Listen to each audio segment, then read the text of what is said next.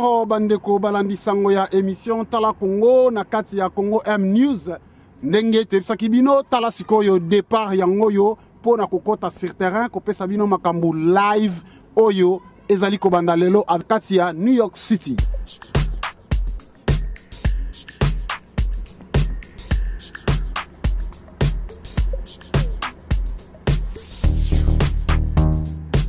Yango wana bandeko ndenge tebisaki bino musala pinza ekei kokoba sikoyo pona kobanda makambu na bino oyo kozala live na kati ya Congo M News.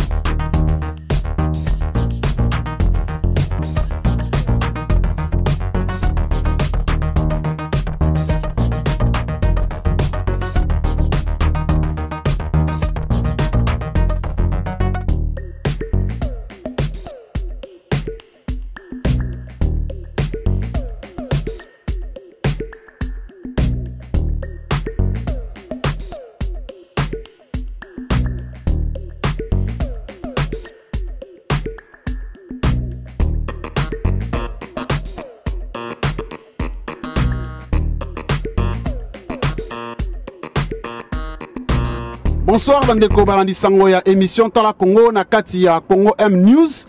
Lelo encore une fois na kati ya New York City bandeko babolingo balandaka biso de partout au monde na kati ya internet nenge bolandaka bilili na bino. Lelo encore une fois Congo M News eye pona Pelisabino Pelisabino pona ko pesabino ba nouvelle na bino nenge bolandaka na kati ya émission Tala Congo. Yango wana tozali ko pesabino émission ezali live pona ba dédicace ya bandeko na biso partout bisika bazali na monde na communauté nyonso congolaise o ezali na mboka Australie. Tozali ko pesabino mbote mingi pe tozali ko sepela na ba acte bozali ko sala pona ko soutenir mboka na bino ko tombola bendele ya ekolo Congo. To participer na mboka Canada tozali ko pesa lisusu ba dédicace mingi po bandeko bo l'équipe mingi na kati mboka Canada moyo to tanga moko na moko zalité yango toli ko pesa ba dédicace pe esengo nzambe ayeba na ko battre la communauté congolaise diaspora congolaise na kati mboka Canada partout bisika bokutami tokei pe na mboka Europe partout vraiment peuple congolais peuple diaspora ya Congo o bofani na mboka Europe ezali esengo mingi komona ba acte o bozali ko poser pona ko tombola bendele ya ekolo Congo ko lakisa libanda ke Congo ezali ko exister. Yango wana bandeko na ngai soki ba chaîne internationale e boyaki ko pesa biso espace lelo ya bino moko yango etelemi tozali ko lakisa bino oyo penza ezali ya bino na kati ya New York City avec l'émission Tala Congo pona ko pesa bino ba nouvelle ya diaspora congolaise na kati ya États-Unis pe partout bisika diaspora congolaise ekutami awa boye tozali na kati ya New York City na minute oyo ezali wa bino ndeko boni menga na kati ya Congo M News pona ndeko balandi sango ya émission Tala Congo na kati ya Congo M News ndenge tebisaki bino tala sikoyo départ yango yo pona kokota sur terrain ko pesa bino makambu live oyo ezali kobanda lelo avec Congo ini na kati ya New York City.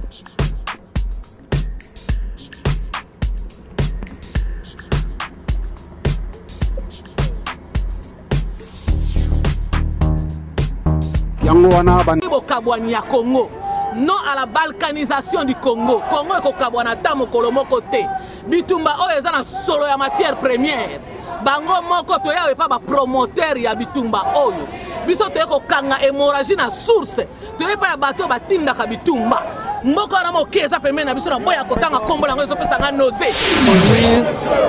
Esaliki biso pasi po biso tokanisaki en tant que président ya Congo pe responsable alingaki kolobela réellement pays alobi ata te que ezali ba pays ba voisins ne fût-ce que kolobake ba pays voisins eza ko attaquer biso ne fût-ce que kolobela likambo M23 alobi atelo komoko te alobi kaka que ba incivique bazali koboma bato.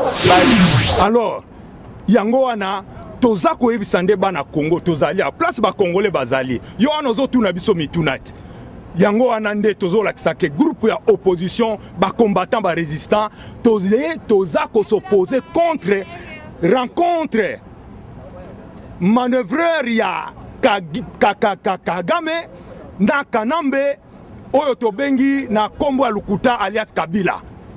Donc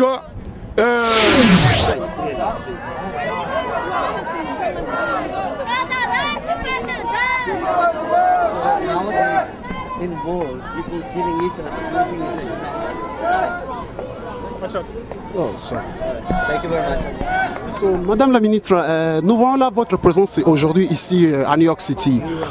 Pouvez-vous nous dire un peu concernant tout ce qui va se passer aujourd'hui face à face le président Kagame et le président Kabila? Non, le président Kagame et le président Kabila ont déjà parlé. Ils ont donné leur perspective sur les mesures qui pourraient apporter la paix à la région et donc voilà, c'est déjà fait. Donc que le peuple, les deux peuples puissent quand même espérer à quelque chose de bien. Il n'y a aucun doute, il n'y a aucun doute. Il suffit de placer la question, elle se trouve, et d'user de la bonne volonté qui doit y avoir et surtout la bonne foi. Avec ça, on est parti pour la paix. Merci madame. J'aime bien, j'aime beaucoup.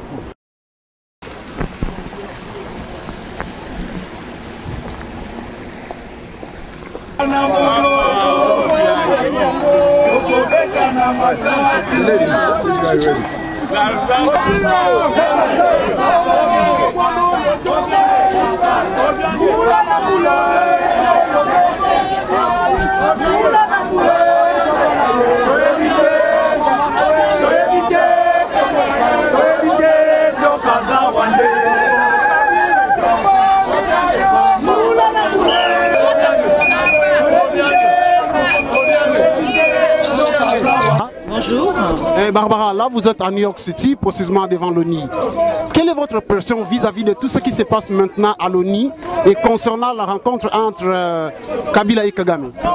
Eh bien, moi je viens de prendre part tout justement à ce mini-sommet consacré à la situation sécuritaire dans l'Est de la République démocratique du Congo.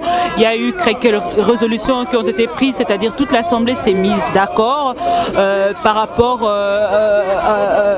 à tout soutien extérieur, c'est-à-dire toutes les personnes qui soutiennent le M23. Le secrétaire général des Nations Unies a été clair, il a demandé à ce que tous ceux qui soutiennent les agresseurs de la République démocratique du Congo puissent stopper. Et le Rwanda de l'autre côté continue à nier son implication dans cette guerre de l'Est. Mais vous savez très bien, Human Rights Watch vient de confirmer d'ailleurs que le Rwanda soutient le M23 et le secrétaire général des Nations Unies a dit que tous les auteurs de toute cette série de recrudescences de violences perpétrées dans la partie est de la République démocratique du Congo seront traduits en justice. Alors on attend voir la suite de ce qui va arriver. Mais sinon on reste optimiste parce que c'est notre pays, au-delà du fait qu'on soit journaliste, c'est notre pays, on souhaite qu'il y ait la paix. Et avec la force internationale neutre, on pense que les choses iront mieux. Et les M23, j'espère que ne sont pas restés statiques, parce que sachant qu'il y a un plan de leur neutralisation en cours, je crois soit ils sont en train de multiplier des stratégies de guerre, soit carrément ils sont en train d'évacuer le territoire. Mais sinon, notre regard reste rivé vers l'avenir, sachant qu'en fin de compte, on aura une paix dans la région. Alors, il y a eu presque 2 mois qu'on avait désormais l'armée rwandaise qui était intégrée dans le Congo pour sécuriser et travailler ensemble. Mais pourquoi aujourd'hui ils arrivent encore à maintenir cette décision de ramener encore l'armée et de sécuriser la frontière? Pourquoi cela? Mais moi, je pense qu'on doit faire confiance à cette force internationale neutre parce que c'est une résolution de tous les pays de la CIRGL. Vous voyez, donc je pense que la mission principale de la force internationale neutre, c'est d'éradiquer toute force négative, le 1-23 y compris. Si le Rwanda aussi est impliqué, comme d'ailleurs le dit tous les rapports, comme le révèlent tous les rapports, tout justement, cette force internationale neutre viendra éradiquer même les Rwandais là, qui sont impliqués dans cette guerre. Donc voilà, maintenant on attend que cette équipe d'experts qui se trouvent dans le Nord Kivu en ce moment puisse arranger le terrain pour le déploiement de la force internationale neutre pour qu'en fin de compte il y ait la paix. Mais sinon, le gouvernement congolais est en train de réformer son armée aussi, faire de son armée une armée efficace parce que c'est le seul moyen qu'on peut vaincre l'ennemi, vous savez. Donc c'est d'avoir une armée républicaine, une armée forte pour qu'en fin de compte qu'on arrête de blaguer avec nous, hein, parce que c'est un peu trop. Alors dès qu'il y a la force neutre entre le Rwanda et le Congo, quel sera maintenant le travail de MONUSCO dans le Congo? Mais le travail de la MONUSCO va continuer, vous savez. La MONUSCO va continuer avec son travail. On a proposé à ce que la MONUSCO puisse faire partie de cette force internationale neutre, mais on n'a pas encore eu une suite. Mais jusque-là, on sait que quelques pays déjà, comme la Tanzanie par exemple, est rentré fera partie de cette force internationale neutre. Mais la MONUSCO continuera à faire son travail, c'est-à-dire de stabiliser la paix dans l'Est. Mais aujourd'hui, il y a d'autres communautés qui ne sont pas d'accord avec le message que le Quant à vous, comme des gens neutres, est-ce que ce message-là était vraiment un message qu'on doit transmettre comme un pays agressé? Bien sûr que si, le président a été clair. Le président a été clair, il a parlé de son pays, il est venu plaider pour la cause de son pays. Il a dit qu'il y avait des agressions qui se faisaient dans son pays, il y avait des gens qui mouraient dans son pays, les enfants, les femmes violées. Aujourd'hui d'ailleurs, je dois rappeler, le secrétaire général de l'ONU a dit que la partie est de la République démocratique du Congo est considéré comme l'endroit le plus dangereux au monde pour la femme. Le chef de l'État est allé plaider et bien maintenant notre regard reste rivé sur l'ONU, le Conseil de sécurité de l'ONU, parce que l'ONU a aussi parlé du Rwanda. Maintenant il reste qu'à condamner fermement le Rwanda. Le président Kabila a parlé.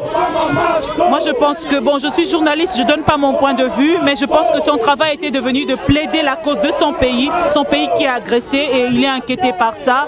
Et bien qu'il parle bien ou pas, moi je suis journaliste, je demeure objective, donc je ne fais que rapporter ce qu'il a dit. Donc il est venu plaider pour la cause de son pays. Alors en tant que naître dans le travail, la décision qu'aujourd'hui l'M23 commence à réclamer la vérité des urnes, quant à vous, qu'est-ce que vous avez à dire là-bas? Ben écoutez, ça c'est maintenant tout le monde. La vérité des urnes, après beaucoup de temps comme ça, quand ils ont commencé, ils n'ont pas parlé de ça. Vous voyez, la vérité des urnes, cette question est déjà révolue, mais eux, ils préfèrent aller toucher aux armes. Non, nous sommes dans un pays organisé. Pour avoir le pouvoir, il faudrait passer par les élections. Et puis voilà, ils n'ont pas le droit de déclarer. Aujourd'hui, ils sont considérés comme une force négative. Donc voilà, c'est un peu ça, monsieur. Merci beaucoup, Barbara. Merci, à bientôt.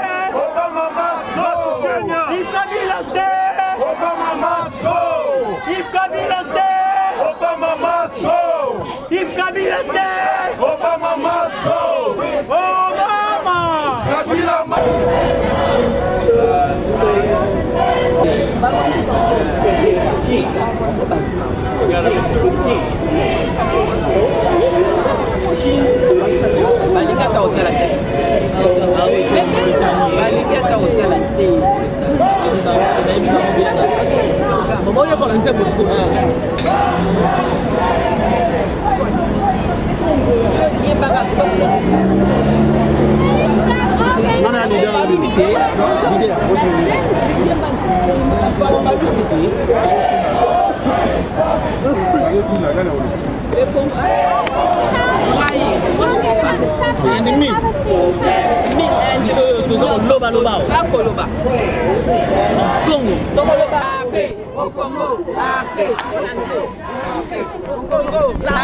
Alors, Bandeko Balandi Sangoya, émission Tala Congo na kati ya New York City. Lelo encore une fois, na kati ya New York City, il y a New York City précisément devant l'ONI et sika ba mama ba papa pe bana ba telemi mokolano pona kolobela lisusu mboka na bango pe kolakisa na bakonzi ya mboka ete oyo azali kotelemela mboka na bango a mérité te. Yango wana bazali kosenga la paix au Congo, la paix au Congo, la paix au Congo.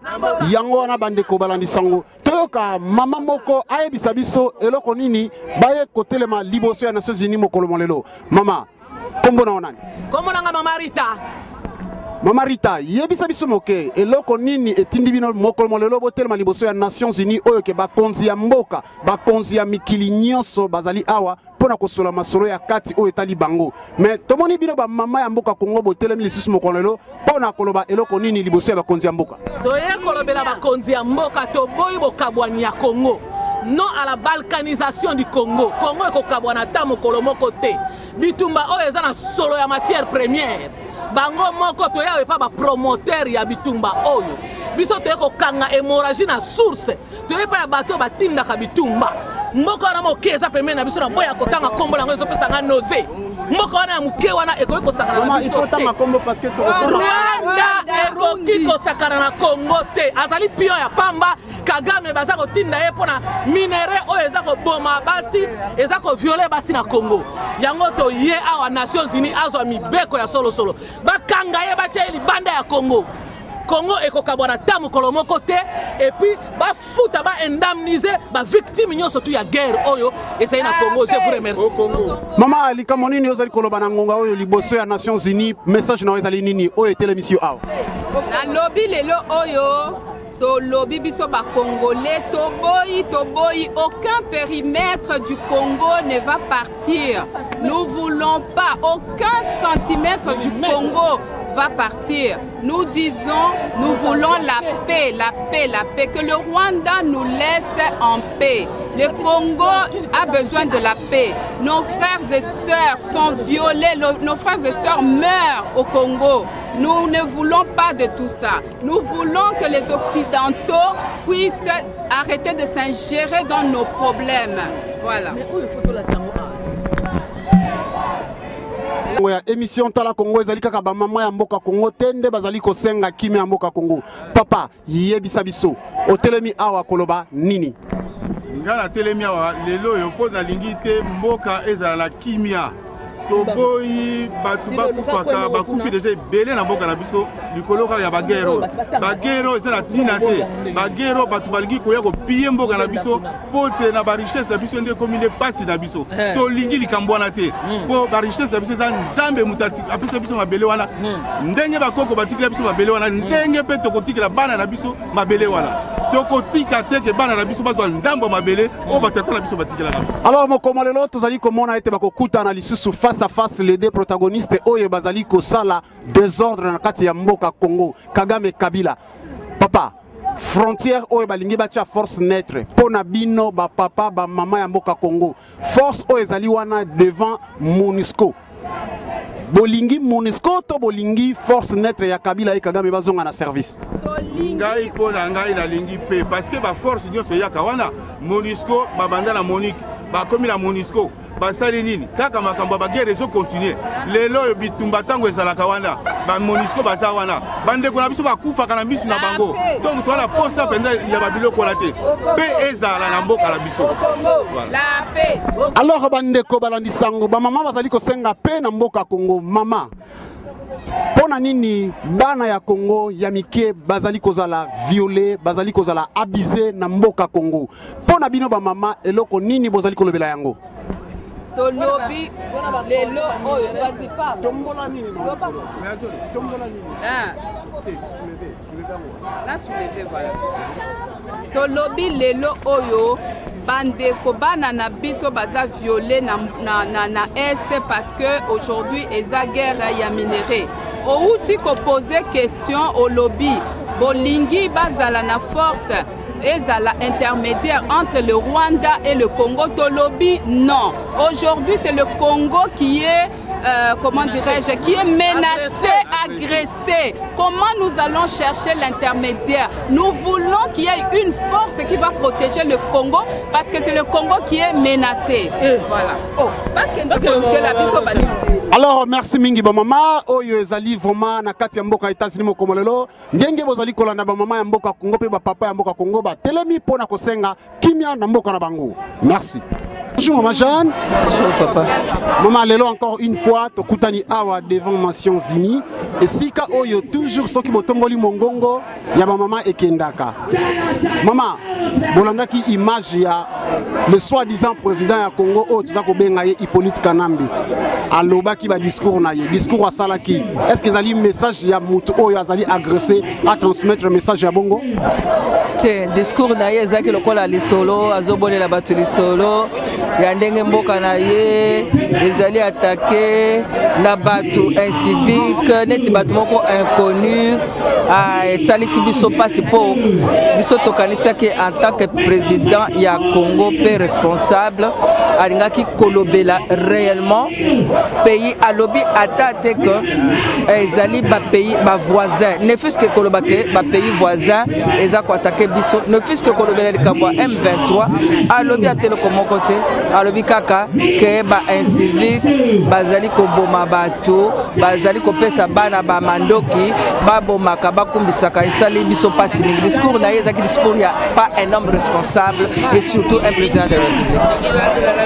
Alors au moment motuna mususu oyo ke lelo Kabila na Kagame bauti kokutana awa na uti kozwa ministre ya affaires étrangères ya Rwanda oya ibisi biso que non ba trouver quand même solution ba ko trouver solution makamusi kozala bien parce que les deux peuples balinganaka. Est-ce que bozali penza en bonne relation na Rwanda?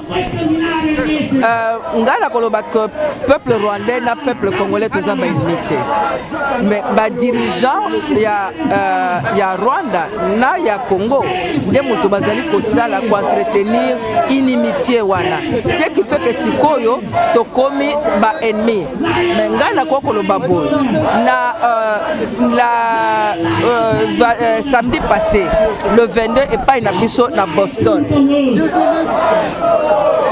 Na Boston, tosalaki manifestation contre Kagame. Tozwaki plus de 20 Rwandais na 20 Burundais bayaki pona ko soutenir biso. Et que message ezalaki que ba peuple tozali benite, mais tozali koloba que pona kimia et comme na Grand Lac Kabila, Kagame, na Museveni, bango mutu il faut balongwa pona kimia et koma. Yango na naza koloba que tant que Kabila, moi soit na kokoloba, toko Kagame reste le passage obligé ya ba trafiquant ya ba nani ba matière première à Congo. Donc tant que Kagame azaliwana, Kabila c'est un irresponsable qui agit vraiment comme quelqu'un qui ne pense pas à l'avenir de son peuple puisque ce kazalaki na mawaba o nyoso bakufi na Congo de Kabila lobaki malobo lobi na kati ya discours. Oui, o ezali émission présence na bino lelo awa na kati ya Nations Unies ezali pona nini? Ndeko na ngai d'abord matono mingi na ndenge yo ndimi ko ya bisika oyo ko sa mosala oyo toye awa parce que mobomi peuple congolais moto a trouble depuis plus de 10 ans. Moto a kosi peuple congolais kazali congolais pe comme on ezali Joseph Kabila comme on est solo Hippolyte Kanambe ayena kati ya mboko yo yango to mobiliser ki peuple to mobiliser bandeko nyoso ba telemeli mboka toye a ko ebisa mokimo bimba ete moto na zeli génocidaire toye a ko ebisa mokimo bimba ete moto na zeli ko sa pona balkanisation ya Congo toye a ko loba ete moto na zeli mobomi ke atrichaki ba élection ke biso peuple congolais to lingis ONU to pesi bango oyo biso to moni ezali solution ezali départ ya Hippolyte Kanambe sans condition ezala exécutoire automatiquement. Alors lelo tozali koyeba ke bakosolola face à face bango na banguna na donc to benga bango ba ami ba collaborateur to benga bango banani entre Kabila Kagame face à face lelo yo pona bino message nini bozali vraiment kozola na kati na bango wana? D'abord deux cousins bakutani awa baza bato ekolo moko batomboka moko to moni eloko kosalema ate ezaka lisolo balingi ba flouer c'est-à-dire ou bien ba kosa peuple congolais na ko sabino tozana moto azana kati bakutani te balobi na biso to na moto na kati que tango ba pesa ni mbote liboso bani kimoun Hippolyte Kanambe akoki kotala nani Kagame na misote ya mibale na minute oyo Kagame asabimi basololi kutute awa ezaka ba ko pese mitindo lolenge ba pese ka mitindo pour te comprendre qu'un président de la République mboka na ezali agressé par un pays eza reconnu par les Nations Unies aux ont décrété guerre aux ali koya ko négocier aux ont négocier ka nini bon ko peuple congolais botalaka mascarade des anatango nango ce jeune homme du vrai nom du politique Kanambe azali rwandais ayeko sonandi koné awa peuple congolais ba ko kosa bino pe lokola ndenge ba mesala ko kola donc kosa donc nazo senga na bino totel ma peuple congolais totel ma toka na mboka moko topeka na vie moko ingeta e bisika bozali. Alors ndeko na ngai yo pe lilo banozo koloba na ngonga oyo pona rencontre ya Kabila Kagame na kata Nations Unies na ngonga. Na ina préciser que ndeko uti mboka Canada. Oui, ngana azali fourmi rouge. Fourmi rouge commanda bamo awa tolobi kaka soki rwandais na mutu ya Congo atana sa mai biso tokokota tokolandela ye. Alors yango wana toza koyebisa nde bana Congo tozali a place ba congolais bazali yo anozo tuna biso mitunati yango wana nde tozolakisa ke groupe ya opposition ba combattant ba résistant toza ko s'opposer contre rencontre manœuvreur ya Kagame na Kanambe oyo tobengi na kombo ya Lukuta alias Kabila. Donc masolo oyo eza ya Lukuta biso toye po to dénoncer yango na bandeko oyo baye ko vandela masolo oyo pe bandeko na biso na kati ya Amérique baye ete ya solo pe ba kolanda biso na Congo ba kolanda biso partout ezala image ba uti ko lakisa ya aéroport c'est bien cliqué c'est bien manœuvré pour na ba distraire ba na Congo awa biso tolobi NON ezana li solo moko te Kanambe na Kagame oyo ba ko iko solo la oyo biso ba na Congo to ko considérer yango tant que toyebi ke Kabila le vrai nom c'est Kanambe azali rwandais, il n'est pas congolais. Le grand frère naye ezali Kagame. Donc c'est ça. Alors merci Bandeko, Oana Ezalaki donc ba partisan ya ba combattant na kati ya mboka États-Unis, précisément devant Nations Unies, ba telemi pona ko lobela moka na bango ya Congo na kati ya New York City. Merci. Pona problème ya oyo ezali ko dérouler na minutes oyo devant Nations Unies. Kagame Kabila face à face. Pona bino bandeko ya diaspora ya États-Unis na kati ya New York na mokololo bolobi nini? Ok, oyo biso tokoloba toyeka kotelemela ba mascarade wana. Biso tout moto nyonso na mboka ayebi ete Kanambe oyo abengi Kabila azali se lokola mwana mosala ya Kagame. Alors kotelema na bango face à face ezaka ka mascarade oyo baza ko créer na mboka et puis tokoki ko justifier yango na mwa discours oyo bakomelaki alobaki. Normalement soka alaki mokonzi na Congo azalaki congolais akoka kotelema na discours oyo alobaki te alinga koya tout juste na ba point mon pays est agressé par le Rwanda et je veux une solution des Nations Unies. Aloba yango en public mais alobi eloko moko te na discours na ye eza kolakisa kaka ke non comment son discours lui a été écrit par le Rwandais. Alors meeting na bango eza vraiment eloko moko oyo toza kozela résultat na yango te puisque na ba plan na biso bana Congo toyebi ke moto wana il faut bima na mboka. Moto wana il faut bima na mboka na oyo bazana e Kagame voire même Museveni. Donc biso ba combattant ya États-Unis et à ma qualité à président territorial et à Pareco Maryland na ekolobara ke non Congo Congolais place aux alliés. Présence au balingi bakisela biso ba Rwandais misusu ba étranger misusu na mboka comme force militaire neutre il faut toboya yango. Donc toye awa pona koloba non na ba résolution oyo kobima kuna. Alors, ce qui concerne maintenant M23 échanger vision à Bango, Balobi était Bango peut soutenir Congo pour déclarer la vérité de Zirne. Pour Bino, en tant que Bana diaspora, Bana o Boza koye information de jour au jour. Boza kolobe la nini pour la décision M23 ou va changer le langage na Bango. Au moins changer de langage ezali bien, mais Baza Hotel mais le résultat des urnes où ils étaient au départ, on a balobana. Na ba valeur na bango et puis naba intention na bango. Je ne pense pas qu'il y a aucun jour où Yabiso papa M. Etienne Tshisekedi a refandi sa bango na table moko bien à côté na kati ya discours na bango. Ils allaient toujours balingi ba pakola congolais beurre qui est aux à supporter bino. C'est la même chose comme le gouvernement congolais qui dit aujourd'hui nous sommes attaqués. Oh, il y a le militaire rwandais qui sont dans le pays. Est-ce que Babiloko Nyon surtout à Bimisalelo Bayebaka Yango te Bayebaka Yango. Donc le M23, quel que soit son discours, a ali ennemi à peuple congolais comme le gouvernement en place. Puisque pour Namboka Moussousou, Batumokie, Bakote la bino na kati na mabele, il faut batwana na support ya mboka mona simana bango. Batwana baza kolia batwana baza na mandoki mandoki baza kozwa wapi basoma mandoki na marché noir te na ndenge toza komona awa il faut mboka moko epesa licence na ye ya achat d'armes pour na basoma minduki. Donc ce qui veut dire le M23 qui est soutenu par Museveni Kagame, c'est la même chose. Kagame, Museveni, Kabila, Kanambe, bango nyonso baza mutu moko. Donc le M23 va changer langage, ce sont des rebelles et ce sont des tueurs na population na biso. Na yango la population sika nyonso bazali. Oyo nyonso to bengami ya M23 azala welcome te. Alors motuna moko na kotuna na ministre Suka, est-ce que na kati ya M23 ezali na ba tribu mususu oyo boyebi ke ezali na kati na bango? Quand on parle de M23, ezali lokola équipe B. Il y a des militaires d'élite au Rwanda au Bazalaki na Congo. Donc le M23 est dirigé par le Rwanda. Donc le Rwanda Bazana Kati et tout ce qui est dirigé par le Rwanda est soutenu par l'intelligence il y a Ouganda. Donc Bamboka na nyonso tout ezali en jonction contre la population nabiso.